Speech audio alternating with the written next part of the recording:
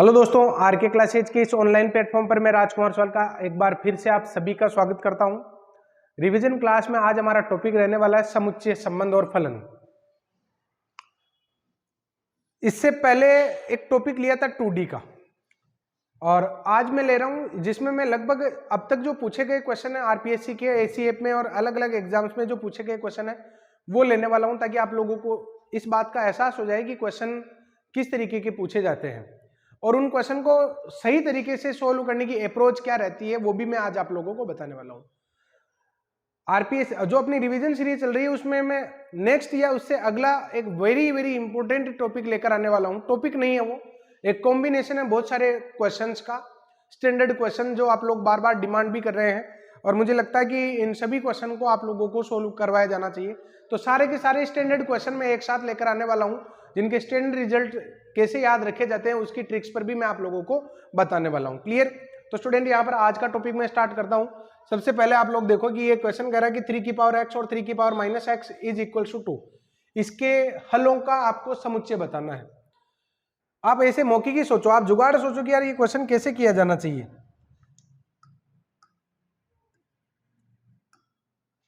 इसमें x के कौन कौन से मान इसको संतुष्ट कर रहे हैं? x बराबर 0 संतुष्ट कर रहा है केवल, उसके अलावा कोई भी संख्या इसको संतुष्ट नहीं करेगी, क्योंकि और कोई भी संख्या अगर आप रखते हो ना तो संतुष्ट नहीं हो पाएगा। तो आपके जो हलों की संख्या 1 हो जाएगी और वो डी आंसर होगा। क्लियर? अगला क्वेश्चन, इस टाइप के क्वेश्चन को वेन डायग्राम से किया जाना चाहिए। मैक्सिमम जो क्वेश्चन है इनको वेन डायग्राम से किया जाना चाहिए। ये कह रहा है कि 44% विद्यार्थी हिंदी में, 52% विद्यार्थी आपके अंग्रेजी में उत्तीर्ण होते हैं और 21% छात्र दोनों भाषाओं में अनुत्तीर्ण होते हैं। मतलब ये सारे के सारे फेल ही तो हुए, ये सारे के सारे क्या है? अनुत्तीर्ण। ये भी अनुत्तीर्ण। और 56 छात्रों में से उत्तीर्ण होने वालों की संख्या कितनी है? तो यानी कुल विद्यार्थी अगर 76 अगर टोटल स्टूडेंट है तो उसमें से उत्तीर्ण कितने हुए? तो इस क्वेश्चन को हम कैसे करेंगे देखिए आप।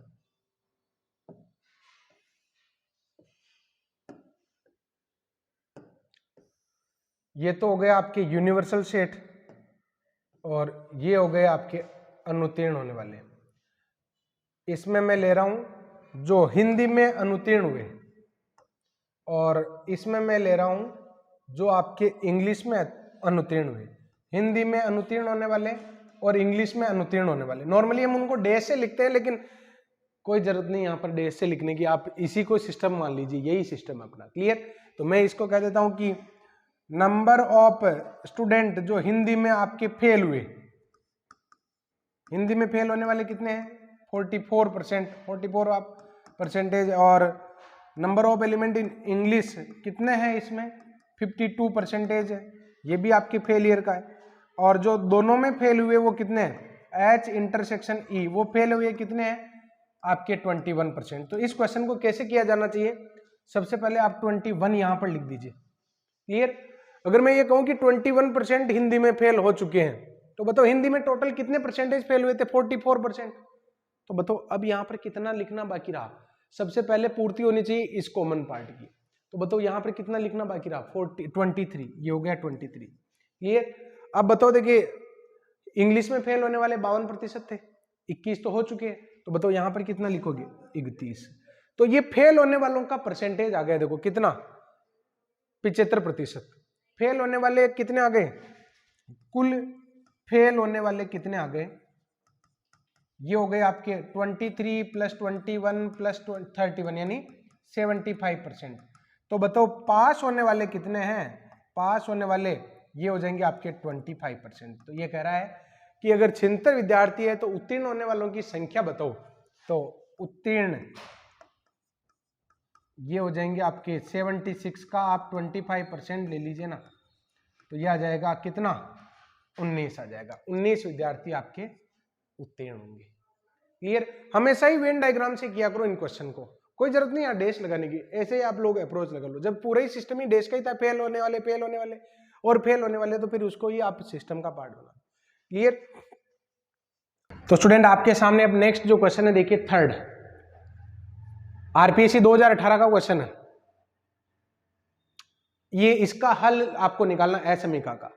अच्छा, मोड जब टूटता है तो प्लस माइनस आता है, मोड जब टूटता है तो क्या आता है, प्लस माइनस आता है। क्लियर?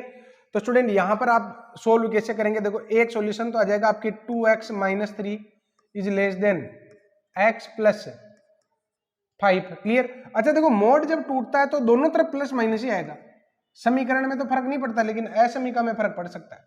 तो ध्यान से देखना यहां पर कैसे सॉल्यूशन आएगा इसका प्रॉपर, x प्लस 5, भाई प्लस माइनस और प्लस माइनस। अब आप प्लस प्लस वाला कॉम्बिनेशन लेंगे पहले, तो यह आएगा 2x minus 3 is less than x plus 5। जो सॉल्यूशन क्या दे रहा है आपको, x इज लेस देन 8 दे रहा है। ठीक है, अब आप ले लो प्लस माइनस। अब हमने क्या ले लिया, प्लस माइनस, प्लस और माइनस, तो इधर आ जाएगा आपके 2x माइनस 3 और यहां पर आपके माइनस x और माइनस 5 आ जाएगा। इसको इधर लाओगे तो 3x इज लेस देन, ये आ जाएगा -2, यानी x की वैल्यू क्या आ जाएगी, माइनस में 2/3। ठीक है, फिर आप ले लो माइनस माइनस, हम ले लेते हैं यहाँ पर माइनस माइनस, और अगर माइनस माइनस लेते हो तो यहाँ पर क्या आएगा, माइनस में 2x minus 3 less than x plus 5 आ जाएगा। क्लियर? तो स्टूडेंट यहाँ पर आप -2x minus plus 3 is less than -x और माइनस में 5। ध्यान रहे असमीका में जब माइनस को काटा जाता है तो या तो चिन्ह बदलो और या फिर काटो ही मत, तो इसको इधर ले लो और इसको इधर ले आओ, तो ये आ जाएगा आपके 8 इज लेस देन, इधर तो आ जाएगा 8 लेस देन आ जाएगा x, यानी x की वैल्यू क्या आ जाएगी, ग्रेटर देन 8 आ जाएगी। फिर आप ले लो माइनस और प्लस, माइनस और प्लस लेते हो तो देखो इसका सॉल्यूशन और निकाल लेते, इधर माइनस, ये आ जाएगा -2x plus 3 is less than x plus 5 आ जाएगा। तो इसको सोल्व करो, 3x और -2, तो -2 और इधर आ जाएगा आपके 3x, यानी x की वैल्यू आ जाएगी ग्रेटर देन माइनस में 2/3। अब आप एक लाइन बना लो और इससे आपका आंसर आएगा। देखो आपके दो डिवाइड आ रहे हैं, तो -2/3 आ रहा है, एक आपके 8 आ रहा है। वैसे तो आपको पता चल जाना चाहिए कि एक ही ऑप्शन में। क्लियर? फिर भी आप एक एक का देख लीजिए। ये कह रहा है कि x का मान जो है 8 से छोटा है, ये x की वैल्यू 8 से छोटी। उसके बाद ये कह रहा है सेकंड की x की वैल्यू -2/3 से छोटी, ये x की वैल्यू -2/3 से छोटी हो गई। ये क्या कह रहा है कि x की वैल्यू 8 से बड़ी है, ये x की वैल्यू 8 से बड़ी हो गई। ठीक है, और कौन क्या कह रहा है, ये कह रहा है x की वैल्यू -2/3 से बड़ी है, ये वाला पार्ट। तो स्टूडेंट यहां पर कॉमन सॉल्यूशन आपको कौन सा दिख रहा है, तो कॉमन वाला पार्ट जो है ना आपको ये दिख रहा होगा। क्लियर? ये इसका एकदम बेस्ट सॉल्यूशन हो जाएगा। और अच्छा, कॉमन सॉल्यूशन का मीन क्या लगाएं कि दो लाइनें पास हो रही है, आपका एक भी सॉल्यूशन ऐसा नहीं है जो इसमें आ रहा हो, इस कैटेगरी में आ रहा हो, एक भी सॉल्यूशन ऐसा नहीं है जो इस कैटेगरी में आ रहा हो। इस कैटेगरी का आपको सॉल्यूशन दे रखा -2/3 से 8, तो कंफ्यूजन का भी काम नहीं रहेगा। क्लियर?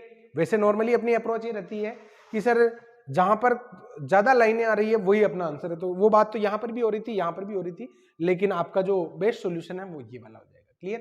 तो स्टूडेंट यहाँ पर ऑप्शन भी आपको मिसगाइड नहीं करेंगे। ये वाला जो क्वेश्चन है आरपीएससी सेकंड ग्रेड 2018 में पूछा गया क्वेश्चन है। वैसे अगर ये पूछे तो ये क्वेश्चन जो है ना आपके थ्योरी ऑफ इक्वेशन का है, और थ्योरी ऑफ इक्वेशन आपके सिलेबस में नहीं दे रखी है, फिर भी पूछा गया है क्योंकि ये आपके केवल नंबर सिस्टम का भी पार्ट है जो 9th 10th में दे रखा ना, उससे भी रिलेटेड इसको माना जा सकता है। बस आपको इसमें ये मानना है कि लिखा हुआ क्या है, x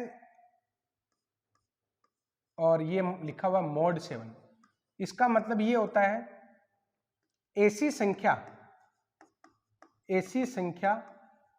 जिसमें 7 का भाग देने पर 3 शेषफल बचे, भाग देने पर 3 शेष बचे। तो बताओ देखिए कौन सा ऑप्शन ऐसा है, ये तो केवल +3 बता रहा, एक ही बता रहा कि एक ही संख्या है क्या, ऐसी नहीं है, ऐसी बहुत सारी संख्याएं हो सकती है। इसमें आप अगर बटे में 7 लिख देते हो तो 7 से 7 कट जाएगा, लेकिन शेषफल -3 आएगा, -3 कहना ठीक नहीं है। इसमें अगर आप 7 का भाग देते हो तो आपके जो रिजल्ट है बिल्कुल +3 ही बचेगा, यही आपका आंसर है। क्लियर? अगला सवाल देखिए, निम्न में से कौन सा रिक्त समुच्चय है। यह कह रहा है कि ऐसे x बताओ जो 1 से छोटे हो और नेचुरल नंबर हो, जिनका मोड 1 से छोटा हो और नेचुरल नंबर हो। तो नेचुरल नंबर की तो स्टार्टिंग ही आपके 1 से होती है, तो यहां पर अगर 2 3 4 कुछ भी लेते हो तो ये आएगा ही नहीं। तो एक तो ये लग रहा मुझे, और इसमें आपके x का मान 5 आ जाएगा जो आपके नॉन एम्प्टी रहेगा, क्योंकि यहाँ पर x बराबर 5 नेचुरल नंबर ही हो जाएगा। इसमें प्लस माइनस 1 दोनों ही जेड में आ जाएंगे, इस सेट में 2 अवयव आएंगे, तो ये भी आपका एम्प्टी नहीं रहेगा। इसको अगर आप सोल्व करेंगे तो भी आपको x की कोई ना कोई रियल वैल्यू मिलेगी। इसको अगर सोल्व करेंगे तो x प्लस 1 का होल स्क्वायर, x बराबर क्या आएगा -1, तो आपके एम्प्टी सेट ओनली यही वाला होगा। क्लियर? यानी ऐसा एक भी x नहीं बता सकते हो आप जिसका मोड 1 से छोटा हो और नेचुरल नंबर हो ही नहीं सकता। Clear? Next, A B C दे रखे हैं और ये कह रहा है कि A cross B intersection A cross C का मान क्या होगा।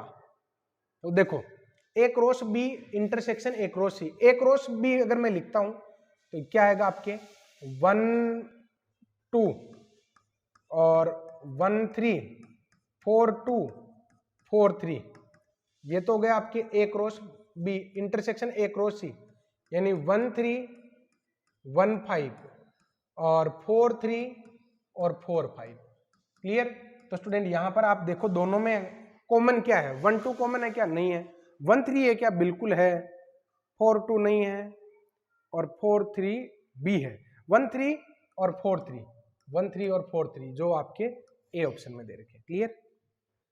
अगला सवाल, ये देखो आरपीएससी में सेट्स रिलेशन फंक्शन से 5 से 6 क्वेश्चन पूछे जा रहे हैं, और इतने सारे क्वेश्चन पूछे जाने का मतलब बहुत भारी मामला हो जाता है। बहुत सारे स्टूडेंट को लगता है कि यार ये प्योर मैथमेटिक्स जो है ना, ये एक माथा पच्ची रहती है, जबकि इसमें थोड़ा सा अगर आप डीप में जाते हैं तो आपको काफी इंटरेस्टिंग भी लगती है। बहुत सारे स्टूडेंट को लगती भी है काफी इंटरेस्टिंग और मजेदार। क्लियर? अब मैं बढ़ता हूं नेक्स्ट क्वेश्चन पर। ये कह रहा है कि ऐसे ए बी बताओ जो जेड में बिलोंग करे और इस स्टेटमेंट को सेटिस्फाई करे। तो बताओ ऐसे ए बी कितने हो सकते हैं, अवयवों की संख्या बतानी है। क्लियर? तो ऐसे ए बी आपको ढूंढने हैं, तो कैसे इसको सोल्व कर लो ना। इसको आप ऐसे लिख सकते हो ना, ए बराबर प्लस माइनस अंडर रूट में 35 माइनस 3b स्क्वायर अपॉन में 2, ऐसे लिख सकते हैं। अब आप b की वैल्यू पुट करो। आपको ध्यान रखना कि b की वैल्यू वही एक्सेप्ट की जाएगी जिसमें a का रिजल्ट भी आपके इंटीजर ही होना चाहिए। तो b की वैल्यू क्या रखें? 35 से तो बड़ी नहीं रखेंगे, जिसमें रिजल्ट आ जाए। 0 रख सकते हैं क्या? तो 35 में 2 का भाग देंगे तो 17.5 आएगा, तो वो पूर्णांक नहीं आएगा। 1 रख सकते हैं क्या? b का मान 1 रख सकते हैं क्या? तो 35 में से जाएगा, तो बिल्कुल रख सकते हैं। b इज इक्वल्स टू, अगर आप 1 लेते हैं तो a की वैल्यू क्या आएगी? 32 में 2 का भाग दोगे 16, 16 का वर्गमूल आ जाएगा प्लस माइनस 4, यानी ये आ जाएगा 4 1 और 4 माइनस 1। अच्छा, b की वैल्यू आप -1 भी तो ले सकते हैं, तब भी आपके a का रिजल्ट प्लस माइनस 4 आएगा। तो आपके क्या आएगा? ए बी यानी 4 माइनस 1 और 4 माइनस 2।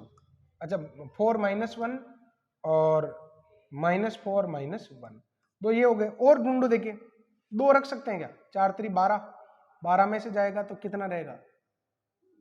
12 जाएगा, 23 में नहीं जाएगा। 3 रख सकते हैं क्या? 9 3 27, 27 रख सकते हैं, पहले 3 रख सकते हैं। b इक्वल्स टू, अगर आप 3 पुट करते हो तो a की वैल्यू कितनी आएगी? 35 में से 27 जाएगा तो 8 में 2 का भाग दोगे तो 4 प्लस माइनस 2 आ जाएगा। क्लियर? तो ये आ जाएगा आपके 2 3 और -2 3। ऐसे ही अगर आप b इज इक्वल्स टू -3 लेते हो तो a की वैल्यू आ जाएगी प्लस माइनस 2, यानी -2 -3 2 -3 और -2 -3, कितने हल हो गए? 8 हल हो जाएंगे। अब आप अगर 4 रखना चाहते हो ना तो 16 16 48 हो जाएगा, तो मामला भारी पड़ जाएगा, क्योंकि आयोटा में आ जाएगी संख्या। तो ये आपका आंसर हो जाएगा। क्लियर? अगला क्वेश्चन है, यदि समुच्चय ए और समुच्चय बी में 9 अवयव समान है तो ए क्रॉस बी और बी क्रॉस ए में कितने अवयव होंगे? इसका एक एग्जांपल ले लो, 1 से लेकर 9 तक की संख्या इसमें भी लिख दो और 1 से लेकर 9 तक की संख्या इसमें लिख दो। ए क्रॉस बी में आपके 81 अवयव बनेंगे और बी क्रॉस ए में भी आपके 81 अवयव बनेंगे, और जो बिल्कुल ही कॉमन होंगे। क्लियर? तो अगर इसमें 9 अवयव कॉमन है और इसमें भी 9 अवयव है तो इसके ए क्रॉस बी और बी क्रॉस ए में कॉमन अवयव जो है ना, वो आपके 9 का स्क्वायर यानी 81 हो जाएंगे। क्लियर? ये कह रहा है कि निम्न में से कौन सा कथन सत्य है? R1 R2 R3 दे रखे हैं। इसके लिए सबसे बढ़िया तरीका आप ABC मान लो। ए बराबर आप मान लो 1 2, बी बराबर आप मान लो 1 2 3, अच्छा 1 2 3 क्या 2 3 मान लो, बी बराबर हम क्या ले लेते हैं 2 3, और सी इज इक्वल्स टू ले लेते हैं हम 3 और 1। क्लियर, 3 4 ले लो। अब अगर मैं आपको ये कहूं कि आपको a माइनस बी माइनस सी लेना है, a माइनस बी तो कितना आ जाएगा आपके, a माइनस बी में तो आ जाएगा आपके 1, और a माइनस बी और माइनस सी कितना आएगा आपके 5 आएगा। क्लियर, तो स्टूडेंट लेफ्ट साइड का रिजल्ट हो गया 5। अब आप देखो राइट साइड का रिजल्ट क्या आ रहा है, a माइनस सी में क्या आएगा आपके, a माइनस सी में, अच्छा a माइनस सी में गलत लिख दिया मैंने, 5 नहीं आएगा, कहां से आएगा 5, a माइनस बी में 1 है, 1 में से c के अवयव को घटाओगे तो 1 रहेगा ना यार, क्या लिख रहा हूं मैं, ये आपके 1 आएगा। क्लियर, अब स्टूडेंट यहां पर आप लोगों को इसमें देखना है कि a माइनस सी कितना आएगा, a में से c को घटाओगे तो 1 2 आएगा, और b में से c को घटाओगे तो 2 आएगा, यानी इधर तो आपके 1 2 और इसमें है 2, तो बताओ इसमें क्या आएगा, 1 ही तो आएगा।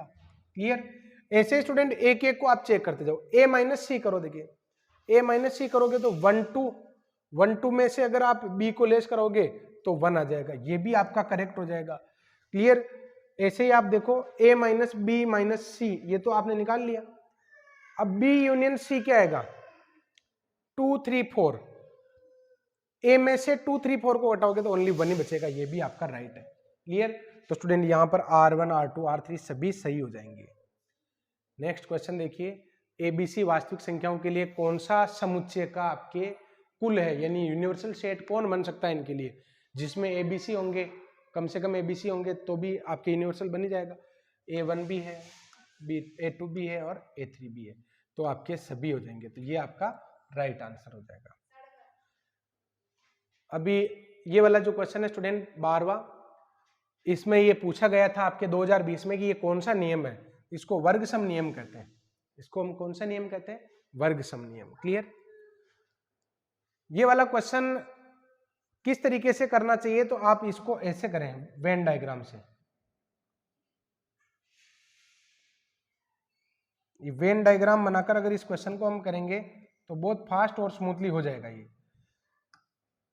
कैसे किया जाएगा, देखो एक विद्यालय में 3 एथलीट जिन टीम के सदस्यों में से क्रिकेट टीम में, ये अगर मान लो क्रिकेट, ये मान लो हॉकी, और तीसरा कौन सा गेम है, फुटबॉल है।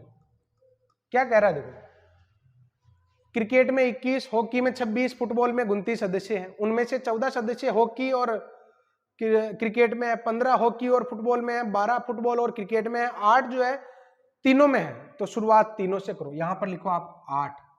क्लियर, अब ध्यान से देखना, 2 2 का, पहले तीनों का कॉम्बिनेशन, अब आप 2 2 का कॉम्बिनेशन ले लो। 12 सदस्य फुटबॉल और क्रिकेट में है, फुटबॉल और क्रिकेट में कितने हैं, 12 है, 8 तो आ चुके हैं, 4 और लिख दो। फिर उल्टा चलो, और 15 सदस्य हॉकी और फुटबॉल में, हॉकी और फुटबॉल में 8 तो आ गए, 15 ही तो लेने, ये 7 और कर दो। और 14 सदस्य हॉकी और क्रिकेट में है, तो 8 तो आ चुके हैं, क्रिकेट और हॉकी में 14 ना, ये 6 और लिख दो। अब सिंगल सिंगल में जाओ, 29 सदस्य फुटबॉल में थे, तो फुटबॉल में कितने हो गए, 12 और 7 19, तो ये 29 में से यहाँ पर 10 और लिखने रहे। उसके बाद 26 सदस्य हॉकी में है, हॉकी में कितने आ चुके हैं, 8 6 14 और 7 21, 21 है ना, तो 26 पूरा करने के लिए हॉकी में 26 है, तो 21 हो गए, तो 5 और लिखने पड़ेंगे। क्रिकेट में 21 है, तो 10 और 8 18, तो यहाँ पर 3 आएंगे। तो अब क्या पूछ रहा है, तीनों एथलीट टीम में कुल सदस्य कितने, इन सबको जोड़ लो आप, 3 और 6 9, 9 और 5 14, 21 29 33 43, ये 43 इसका आंसर हो जाएगा। क्लियर, अब आपके सामने क्वेश्चन है स्टूडेंट, इसमें आपको एक रिलेशन दे रखा है, x relate to y, x² minus y² plus √3, ये आपके अपरिमेय संख्या है। तो संबंध किस प्रकार का होगा, सबसे पहले स्वतुल्यता की जांच करो। स्वतुल्यता में आप क्या करते हो, x रिलेट टू x लेकर चलते हो, x² माइनस x² प्लस √3 आ रहा है, जो आपकी किस में बिलोंग करेगा, QC में। स्वतुल्य संबंध हो गया और यहीं से आपका काम हो जाएगा। बस पहली बार में आपका काम हो गया। अब हम बढ़ते हैं नेक्स्ट क्वेश्चन पर। कोई दो वास्तविक संख्याएं a और b जिसके लिए a रिलेट टू b तभी सही माना जाएगा जब वो a और b इस कंडीशन को सेटिस्फाई करते हैं। तो r किस प्रकार का संबंध है? देखो, सबसे पहले आप स्वतुल्यता की जांच करो, स्वतुल्य होगा या नहीं होगा। तो इसके लिए आप a रिलेट टू a पर अप्लाई करोगे ये वाला स्टेटमेंट, तो sign square a plus cos square a बराबर क्या आएगा? 1 आएगा, जो ट्रू है क्योंकि sine square theta plus cos square theta 1 होता है। सममितता की आप जांच करोगे, सममिति में क्या होता है आपके? सममिति में आपके क्या होता है कि a रिलेट टू b आप सही लेकर चलते हैं, यानी a रिलेट टू b तो आप अपनी तरफ से लेते हैं, sign square a plus cos square b बराबर आपकी क्या आ गया? 1 आ गया। अच्छा, sine square a plus cos square b अगर 1 है तो बताओ sine square b plus b relate to a भी सही होगा क्या? b रिलेट टू a, क्या sine square b plus cos square a ये भी 1 होगा क्या? तो अगर आप इस इक्वेशन को इसमें चेंज करवा सकते हैं तब तो हो जाएगा। तो कोशिश करते हैं a की पोजीशन पर b और b की पोजीशन पर a लाने की। इसको आप 1 माइनस कोस स्क्वायर a और इसको आप 1 माइनस साइन स्क्वायर b लिख सकते हैं ना, बराबर में 1 से 1 कैंसिल हो जाएगा और इन दोनों को उधर ले लो आप, तो ये आ जाएगा आपके sign square b plus cos square a और बराबर में 1। तो ये कंडीशन भी आपके ट्रू हो जाएगी, यानी स्वतुल्य भी हो गया, सम्मित भी हो गया। पहला ऑप्शन गलत हो जाएगा क्योंकि ये कह रहा है कि सम्मित नहीं होगा, ये वाला ऑप्शन गलत हो जाएगा क्योंकि ये कह रहा है कि ये स्वतुल्य नहीं होगा। अब संक्रामकता की अगर मैं बात करूं, संक्रामक है या नहीं है, तो a रिलेट टू b आप सही लेकर चलेंगे। अच्छा, दो कोई संख्याएं ले लो, आप एग्जांपल ले लो, जैसे अगर मैं ले लेता हूं π/6 रिलेट टू π/3, क्या ये सही है? π/3 और π/6 यहां पर अप्लाई करो, मतलब दो ऐसे ए बी लेने हैं जिसका रिजल्ट आपके क्या आता हो? 1 आता है। साइन स्क्वायर π/3 कितना हो जाएगा आपके? 1/4, और कोस स्क्वायर π/3 भी कितना हो जाएगा? 1/4। तो ये नहीं ले सकते हैं, आप यहाँ पर ले लो 1 π/6 की जगह π/6 ही लेना पड़ेगा। क्लियर? तो देखो ये आपके क्या हो जाएगा? 1 हो जाएगा। क्लियर? क्योंकि 30 ये हो जाएगा 1/4 और ये हो जाएगा √3/4। अब दूसरा क्या रिलेशन ले, यानी दो रिलेशन तो आपको लेने ही है ना, ऐसे दो रिलेशन तो आपको ऐसे ही लेने हैं जिसमें आपके ये कंडीशन फुलफिल हो रही हो। तो दूसरी कंडीशन आप जब π/3 की शुरुआत करोगे ना, एंड π/6 रिलेट टू, अब आप सी कोई संख्या लो, ए बी तो ले लिया आपने, अब आप बी सी ले रहे हो, तो बी सी आप क्या ले सकते हो? तो बी सी में आपकी मजबूरी है, या तो आप 30 डिग्री लो, या फिर 120, या तो फिर आप 30 डिग्री लो, या फिर आप ले सकते हो 150, या फिर 100, मतलब जिनमें 30 का जो अंतर चलता रहे ना, 180 - 30, इस टाइप की संख्याएं ले सकते हो। तो वो जो संख्या जब जब आप लोगे तो ये रिलेशन जो है आपके 1 आएगा। तो ये ए बी और बी सी का कॉम्बिनेशन हुआ, तो आपके ए सी का जो कॉम्बिनेशन है ये भी आपके डेफिनेटली इसमें मिल जाएगा, तो संक्रामक भी होगा। तो ये स्वतुल्यता संबंध होगा। किस प्रकार का संबंध होगा? स्वतुल्यता संबंध होगा। क्लियर? अब हम बढ़ते हैं आगे। अच्छा, एक तरीका तो ये होता है कि रिलेशन देकर आपको स्वतुल्य सम्मितता और संक्रामकता पूछा जाता है। एक तरीका ऐसे होता है, आपको R1 और R2 पूरा पेयर में दे रखे होते हैं और आपको पूछा जाता है कि ये संबंध किस प्रकार का है। एक संबंध दे रखा है जिसमें ABC अवयव है। क्लियर? और R1 और R2 ऐसे डिफाइन है। स्वतुल्य होंगे क्या? स्वतुल्य R1 के स्वतुल्य होने की जांच करेंगे तो इसमें आप AA, BB और CC ढूंढेंगे, बिल्कुल मिल गए, तो स्वतुल्य तो है। अच्छा, सम्मितता की जांच करेंगे तो R1 में सम्मित है या नहीं, तो AB है तो BAB होना चाहिए, तो सम्मित नहीं है, ये आपके सम्मित नहीं होगा आपके। क्लियर? और ये केवल क्या है? स्वतुल्य है, सम्मित नहीं है। संक्रामकता की अगर हम बात करें तो आप यहां पर देखो, ये कॉम्बिनेशन है AB और BC का, तो AC भी इसमें होना चाहिए, AC ही होना चाहिए, CA नहीं चलेगा, तो संक्रामक नहीं होगा। तो R1 जो संबंध है वो तुल्यता संबंध है क्या? नहीं है। संक्रामक है क्या? नहीं है। ये है क्या? नहीं है। तो बात यहीं फेल हो गई। क्लियर? अच्छा, R1 तुल्यता संबंध है परंतु R2 नहीं है, और R1 संक्रामक संबंध है परंतु R2 नहीं है। तो बी वाला ऑप्शन अभी चेक नहीं हुआ पूरा, क्योंकि बी वाला ऑप्शन जो है ना, ये क्या कह रहा है देखो, R1 संक्रामक है परंतु R2 नहीं है, तो ये संक्रामक संबंध है क्या? तो R1 संक्रामक संबंध नहीं है, तो ये वाला भी गलत हो जाएगा और फिर आपके ओनली यही वाला राइट रहेगा, क्योंकि पहला ऑप्शन आपको कह रहा है कि तुल्यता है, दूसरा कह रहा है कि दूसरा कह रहा है कि R1 संक्रामक है जबकि संक्रामक है ही नहीं, तो R2 पर तो बात गई नहीं। तीसरा कह रहा है कि R1 तुल्यता संबंध नहीं है, तो फिर नन ऑफ दीज इसका आंसर होगा। क्लियर। अब हम बढ़ते हैं आगे, ये वाला क्वेश्चन आप लोग ट्राई करें। अब स्टूडेंट यहां पर प्रांत और परिसर के 3 क्वेश्चन मैं आप लोगों को बता रहा हूं जो अभी रिसेंटली पूछे गए, और इसका सबसे बढ़िया तरीका ये रहता है, मैं एक लाइन बोल रहा हूं उसको आप याद रखना। वैलिड इनपुट तो होते हैं आपके प्रांत और वैलिड आउटपुट होते हैं आपके परिसर, बस इतना सा ध्यान रखो। वैलिड इनपुट तो होते हैं प्रांत और जो आपको आउटपुट मिलते हैं ना वो परिसर होते हैं, बस इतनी सी बात। ये इसकी परास पूछ रहा है, यानी रेंज, यानी आउटपुट क्या क्या आ सकते हैं। तो आउटपुट में अगर आप x की वैल्यू 0 रखते हो ना, तो इसका आंसर आएगा √9 यानी +-3, यानी इसका आंसर आपके -3 से +3 के बीच में आ सकता है। कुछ भी रखो आप, 1 रखोगे तो अंडर रूट में 8, तो उसका अगर रिजल्ट निकालोगे तो +-2 √2 यानी -3 और +3 के बीच में आएगा। अगर आप यहाँ पर रखते हो 3 रख दिया तो 9 - 9 0 आ जाएगा, यानी -3 से +3 के बीच में आंसर आते रहेंगे। प्रांत और परिसर के क्वेश्चन में आपको पेन उठाने की जरूरत नहीं पड़ती, कई बार तो प्रांत निकालना है, वैलिड इनपुट वही प्रांत होते हैं। क्लियर। इसमें क्या क्या रख सकते हो। अच्छा, पहला ऑप्शन जो ये कह रहा है, ये पहला ऑप्शन कह रहा है कि आप ऐसे x सभी रख सकते हो जिनका मान 1 से कम हो, तो 1 से छोटी कोई भी संख्या रखो, जैसे मैं 2 रख देता हूं, -2 रख देता हूं। -2 रखोगे ना, 1 - 4 काल्पनिक हो जाएगी, पहला ऑप्शन फेल हो गया।